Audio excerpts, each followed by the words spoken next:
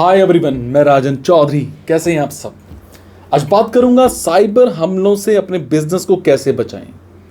How to protect your business from cyber attacks. आजकल cyber हमलों का शिकार होना आम बात सी हो गई है। हालांकि ऐसे हमलों में ज़्यादातर बड़े कॉरपोरेट हाउस ही होते हैं, लेकिन हाल ही में अमेरिका के कांग्रेसनल बिजनेस कम्युनिटी ने एक बड़ा खुलासा किया है, जिसके अकॉर्डिंग 71% स्मॉल बिजनेस लगातार साइबर क्राइम का, साइबर हमलों का शिकार हो रहे हैं, उनसे इफेक्ट हो रहे हैं। जब कोई स्मॉल बिजनेस की शुरुआत करता है, वो इस बात का बहुत ध्यान रखता है कि एक हाई प्रोफेशनल वर्क करना है, लेकिन इस बीच में वो सिक्योरिटी से रिलेटेड बातों को इग्नोर कर देता है, और यही वजह होती है कि बाद में साइबर हमले झेलने पड़ते हैं।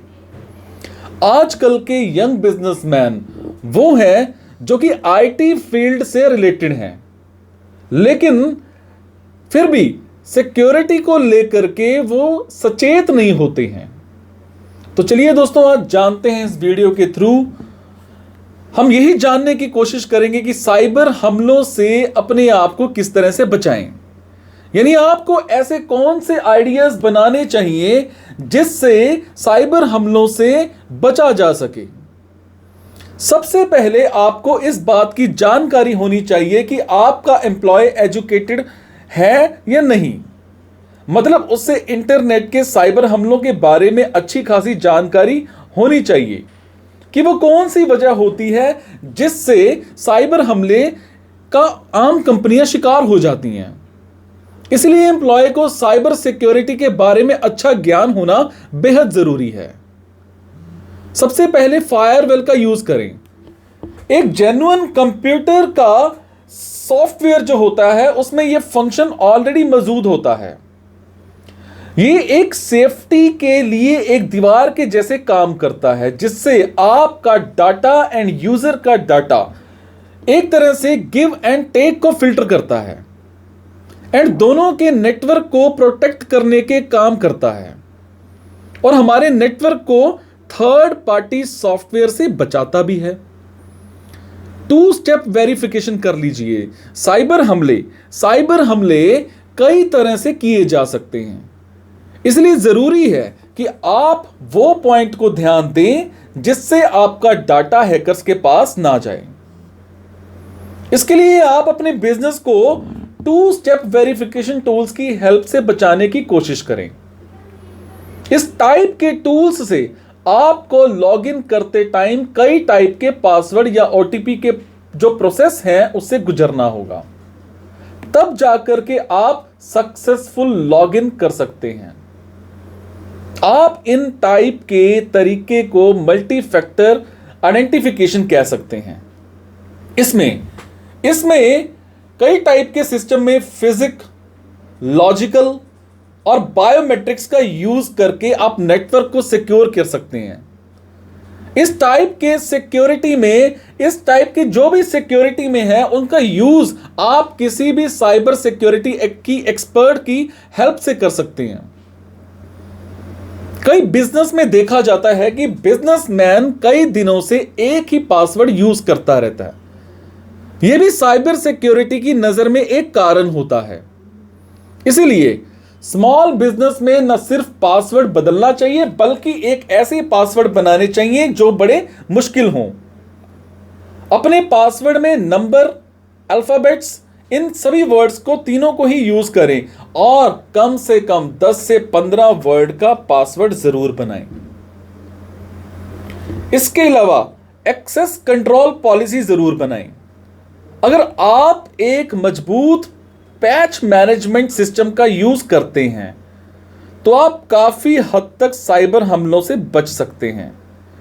स्मॉल बिजनेस में आप ऐसे पैच मैनेजमेंट सिस्टम एप्लीकेबल करें जिसमें अगर कोई एम्प्लॉय डाटा एक्सेस करे यानी लॉगिन करे तो उसकी पूरी डिटेल आपके पास मौजूद हो। हमेशा सतर्क रहें, टाइम पर हर चीज की जानकारी लेते रहें। किसी भी साइबर सिक्योरिटी एक्सपर्ट के संपर्क में रहें, जरूरत पड़ने पर जरूर संपर्क करें उनसे, और साथ ही डाटा चोरी से रिलेटेड हाइपर सेंसिटिव टेक्नोलॉजी का भी यूज करते रहें।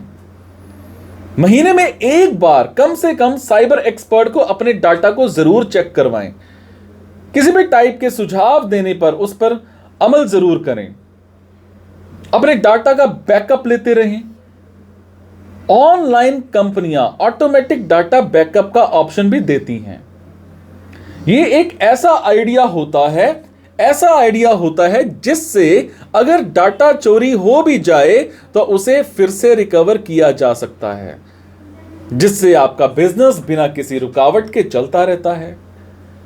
अगर आप इस सर्विस का यूज नहीं कर रहे हैं तो आप इसे मैन्युअल भी कर सकते हैं, यानी रेगुलरली अपने डाटा का बैकअप लेते रहें। तो दोस्तों, यह था डाटा चोरी होने से बचने का एक आइडिया। आजकल लोगों के डाटा के साथ कई कंपनियां भी खिलवाड़ कर रही हैं।